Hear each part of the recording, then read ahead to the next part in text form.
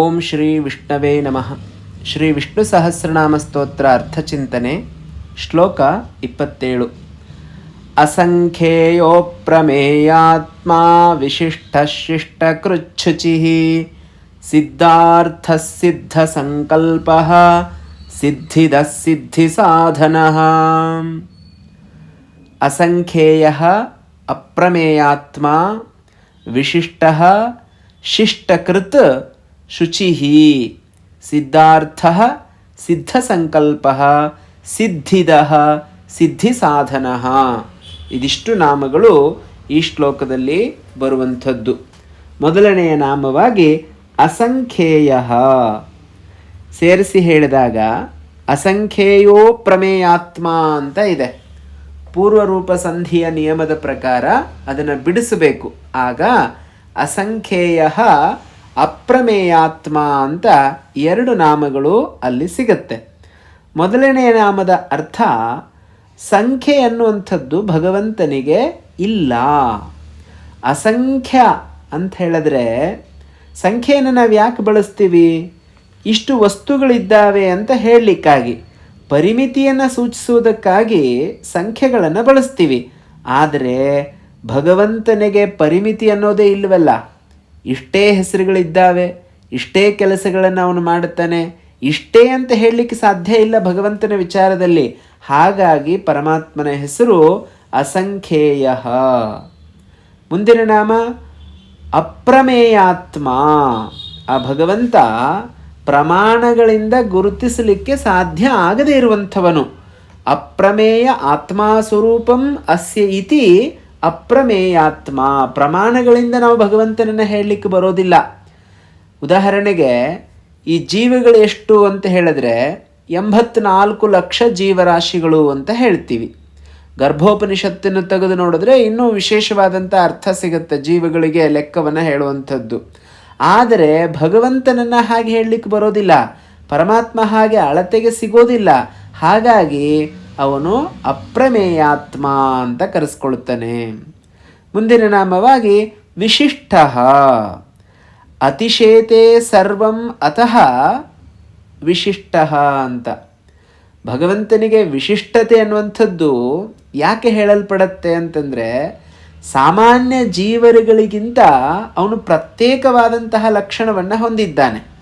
ಹಾಗಾಗಿ ಶಿಷ್ಟ ಎನ್ನುವಂತಹ ಶಬ್ದಕ್ಕೆ ಶಾಲೀನತೆ ಅನ್ನುವಂಥ ಅರ್ಥ ಇದೆ, ನಿಯತ ಆಚರಣೆ ಅಂತ ಕೂಡ ಅರ್ಥ ಇದೆ. ಭಗವಂತ ಮಾಮೂಲಿಯಾದಂತಹ ಶಿಷ್ಟ ಅಲ್ಲ, ಅವನು ವಿಶಿಷ್ಟ. ಅವನು ಶಿಷ್ಟ, ತಾನು ಶಿಷ್ಟ, ಇತರರನ್ನು ಸಹ ಶಿಷ್ಟರನ್ನಾಗಿ ಮಾಡುವಂಥವನು.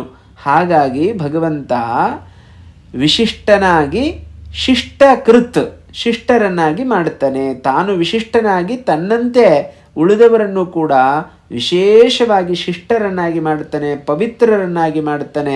ಹಾಗಾಗಿ ಭಗವಂತನ ಹೆಸರು ವಿಶಿಷ್ಟ ಶಿಷ್ಟ ಕೃತ್ ಅಂತ. ಮುಂದಿನ ನಾಮವಾಗಿ ಶುಚಿಹಿ. ಶುಚಿಹಿ ಅಂತಂದರೆ ಪವಿತ್ರ ಅಂತ ಅರ್ಥ. ಆ ಪರಮಾತ್ಮ ಪವಿತ್ರವಾಗಿರುವಂಥವನು. ಪವಿತ್ರತೆಯನ್ನು ಸೂಚಿಸುವುದಕ್ಕಾಗಿ ಭಗವಂತನನ್ನು ಶುಚಿ ಅಂತ ಹೇಳಿದ್ದೀವಿ.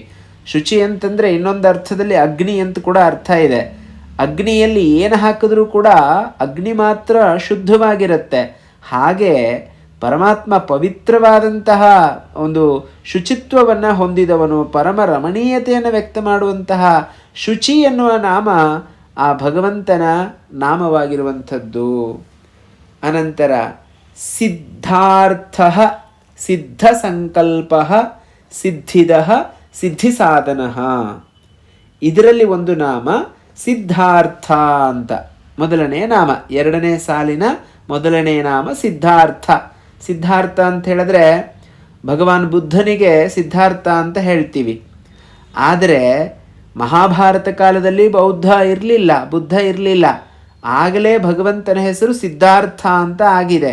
ಯಾಕೆ ಅಂತ ಹೇಳಿದ್ರೆ ಸಿದ್ಧವಾದಂತಹ ಅರ್ಥ, ಅರ್ಥಾತ್ ಎಲ್ಲವನ್ನ ಸಿದ್ಧಿ ಮಾಡಿಕೊಂಡಿರುವಂಥವನು. ಇಲ್ಲಿ ತನ್ನ ಎಲ್ಲ ಕೋರಿಕೆಗಳನ್ನು ಯಾರು ಪಡೆದುಕೊಂಡಿದ್ದಾನೋ ಅವನೇ ಸಿದ್ಧಾರ್ಥ ಅಂತ ಕರೆಸ್ಕೊಳ್ತಾನೆ. ಪರಮಾತ್ಮನಿಗೆ ಕೋರಿಕೆ ಅನ್ನುವಂಥದ್ದು ಇಲ್ಲ. ಅವನು ಸ್ವತಃ ಅವುಗಳನ್ನು ಪೂರೈಸಿಕೊಳ್ಳುವಂಥ ಒಂದು ಶಕ್ತಿಯನ್ನು ಹೊಂದಿದವನು. ಮತ್ತು ಯಾಕೆ ಅವನಿಗೆ ಈ ನಾಮವನ್ನು ಕೊಟ್ಟಿರೋದು ಅಂತಂದರೆ ವಿಶಿಷ್ಟತೆಯನ್ನು ಹೇಳುವುದಕ್ಕಾಗಿ, ಭಗವಂತ ಎಂತಹ ಸ್ವರೂಪಿ ಎನ್ನುವುದನ್ನು ಹೇಳೋದಕ್ಕಾಗಿ ಆ ಭಗವಂತ ಸಿದ್ಧಾರ್ಥ ಅಂತ ಹೇಳಿಸ್ಕೊಳ್ತಾನೆ. ಸಿದ್ಧಾರ್ಥ ನಾಮ ಸಿದ್ಧ ನಿವೃತ್ತ ಅರ್ಥಮಾನೋ ಅರ್ಥ ಅಸ್ಯೇತಿ ಸಿದ್ಧಾರ್ಥ ಅಂತ ಕೂಡ ಅದನ್ನು ಅರ್ಥ ಮಾಡ್ಕೊಳ್ಬಹುದು. ಸಿದ್ಧವಾದ ಅಂತಂದರೆ ಏರ್ಪಟ್ಟಂತಹ, ಬೇಕು ಎನ್ನುವಂತಹ ಪ್ರಯೋಜನ ಇಲ್ಲಿ ಕಾಣಿಸ್ತಾ ಇದೆ. ಆದ್ದರಿಂದ ಭಗವಂತ ಸಿದ್ಧಾರ್ಥ.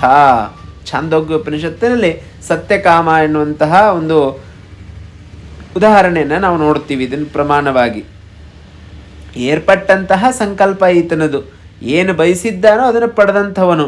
ಆದ್ದರಿಂದಲೇ ಭಗವಂತ ಸಿದ್ಧ ಸಂಕಲ್ಪ. ಆ ಪರಮಾತ್ಮ ಸಿದ್ಧಾರ್ಥನೂ ಹೌದು, ಸಿದ್ಧ ಸಂಕಲ್ಪನೂ ಹೌದು. ಮುಂದಿನ ನಾಮವಾಗಿ ಸಿದ್ಧಿ ಸಾಧನ. ಸಿದ್ಧಿದ ಸಿದ್ಧಿ ಸಾಧನ. ಸಿದ್ಧಿದ ಅಂತಂದರೆ ದದಾತಿ ಇತಿ ದಹ ಅಂತ ಅರ್ಥ. ಇಲ್ಲಿ ಸಿದ್ಧಿಯನ್ನು ಕೊಡ್ತಾನೆ ಆ ಪರಮಾತ್ಮ.